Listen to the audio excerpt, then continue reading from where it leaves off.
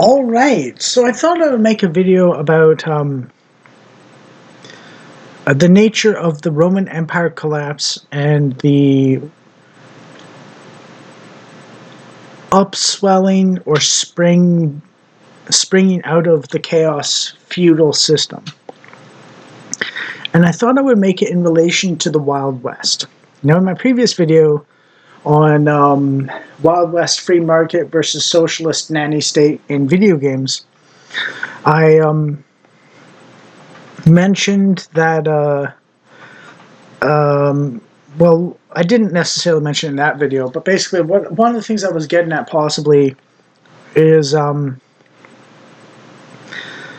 government may become so parasitic and bloated and wasteful that it would be more effective and efficient, both of them at the same time, for people to keep the money they've earned and do good from themselves to the rest of their community, even if you can't rely on that as much as you'd like to.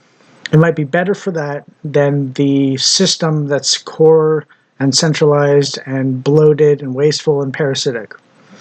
Just for human well-being, basically.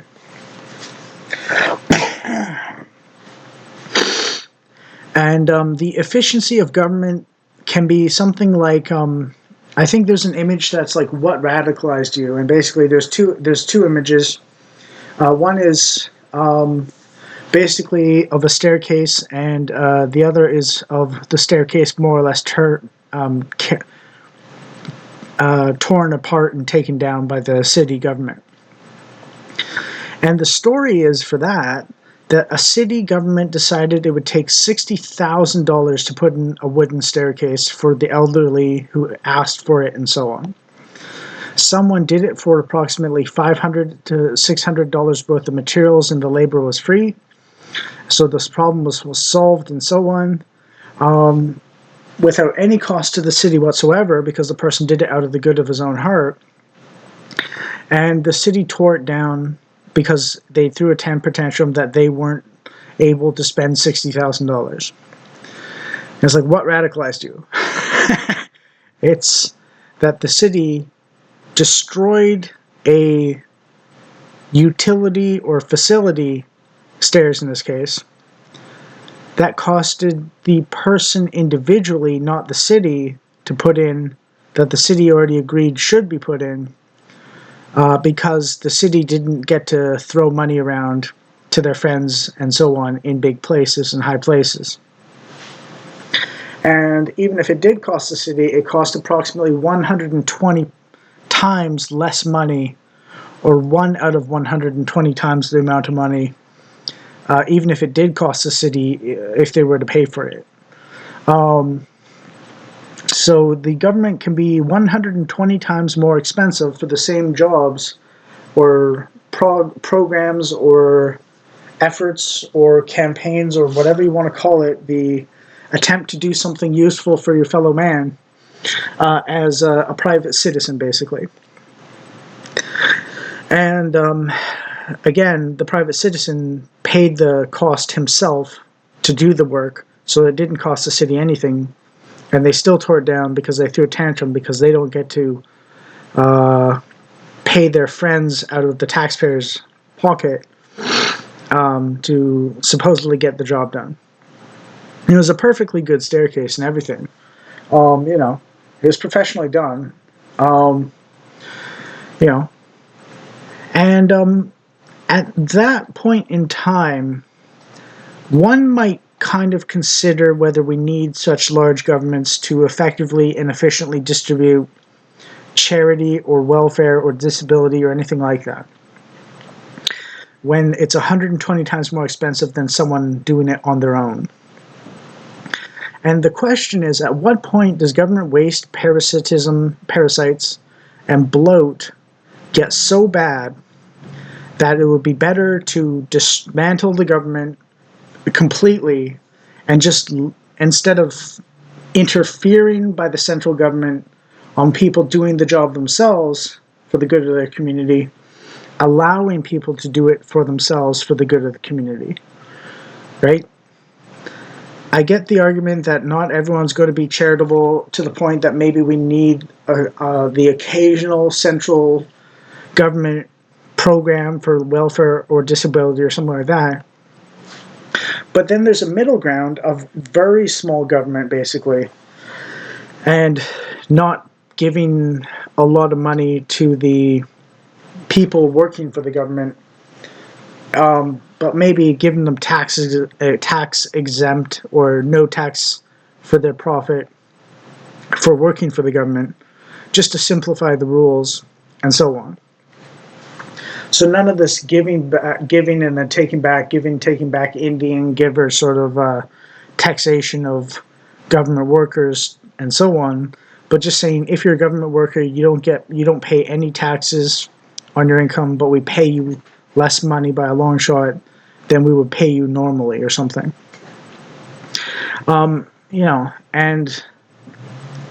like we're talking like $60,000 or something like that, right, for a government employee. And having like one government employee for every 500 people that are on disability or welfare or something like that.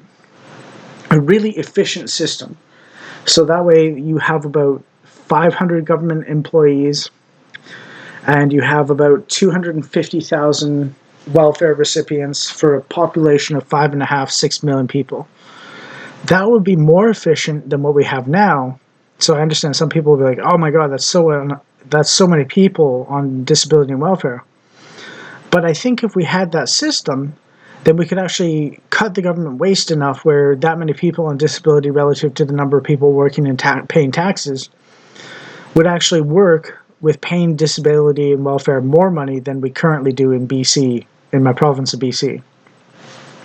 Well, slashing taxes is technically like 5% or something like that, on top of it. So that's the kind of direction I'm pointing to for argument's sake. And I know it's not perfect exactly, but I'm pointing to how we can basically have a system where things are better than they are now, even if we don't change everything about it. Yeah. I get that welfare and disability are kind of important to people. I know that a lot of people rely on it to some extent for various reasons, and it's not necessarily entirely their fault they can't work and so on. I believe in Social Security to some extent, although I think it's a bit of a pyramid scheme relying on growing populations, and that means that it needs to be readjusted for a population that's in decline, at least. But I think we don't need to worry about Social Security for basic welfare, basic disability, and basic retirement pensions compared to the other government bloat and waste and so on for niche programs with a lot of administrative overhead is what it's called, which is when the job is not getting done at the ground floor and so on. So basically what happens is it's almost like you have a branch of the military for every single tank, and every single tank has its own general instead of 5-man crew. And then it has a 5-man crew on top of it. So you have like 1,000 tanks, you have 1,000 generals, and you have 5,000 people who pilot and man the gun of the tank and the necessary things. And the 1,000 generals, one for each tank, or 1,000 admirals for 1,000 ships or boats, is what's called the administrative overhead. And maybe you have like a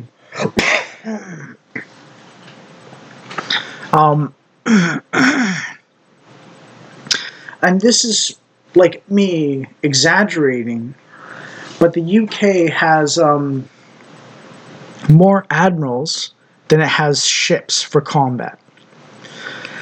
And the truth is that a captain is responsible for one ship. An admiral is responsible for a fleet of ships. So anywhere from like 2 to 20 ships, basically. Why do we need more people responsible for 2 to 20 ships than we have total ships in the UK. It's the old communist Soviet Union problem of the joke about how there's one private for every 10 generals. That's what administrative overhead looks like in government inefficiency and so on. So if we did away with a lot of the administrative overhead and the niche programs that need their own directors and intermediate office workers and people who aren't actually doing the direct job necessary. And an example in charity would be something like you'd have like a board of directors for the charity, like 10 people or something, and then you would have like one CEO, so that's like 11 people, and then you'd have like 10 workers actually handing the food donations out to the poor or something. You know what I mean? It's like very inefficient, and there are charities that do stuff like that, and there's charities that don't do stuff like that. And volunteering at the ground floor is often a way to make it cheaper and more efficient, and so on. But the board of directors always gets paid, basically. And of course, they always want a bigger cut out of what people give them or they can take from other people.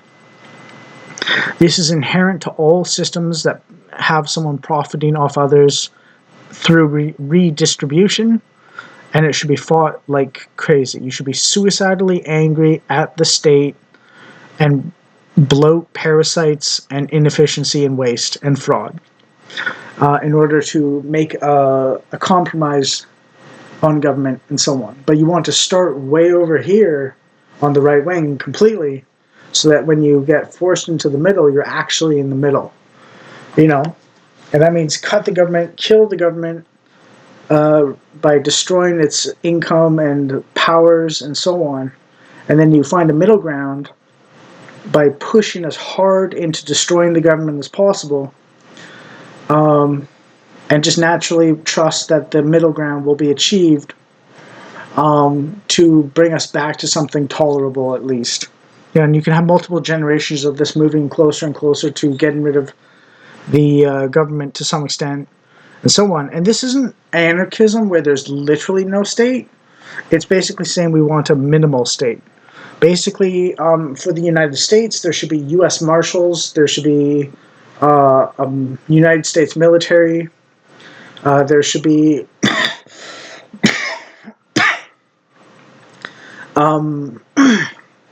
maybe an FBI. There should be